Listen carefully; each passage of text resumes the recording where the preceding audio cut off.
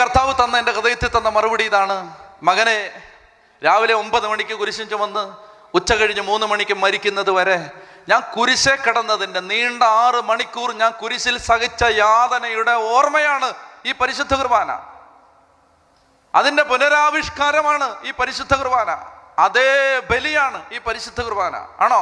നിനക്കത് ഭയങ്കര ഈസി ആയിട്ട് ഒരു 15 മിനിറ്റ് കൊണ്ട് നടത്തിയിട്ട് പോകണം അല്ലേ?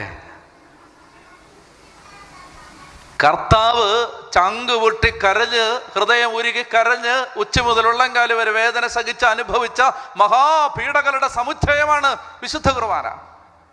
നമുക്കൊരു പരിശുദ്ധ കുർബാനയിൽ സ്നേഹം തോന്നുന്നില്ലെങ്കിൽ അതിനൊറ്റ അർത്ഥമേ ഉള്ളൂ: നമുക്ക് കുർബാന ഒരു ദിവസം നമുക്ക് കുർബാന കിട്ടിയില്ലെങ്കിൽ കുഴപ്പമില്ല, അങ്ങനെ അല്ലെങ്കിൽ നമുക്ക് കുർബാനയെ സംബന്ധിച്ചില്ലെങ്കിലും സാരമില്ല,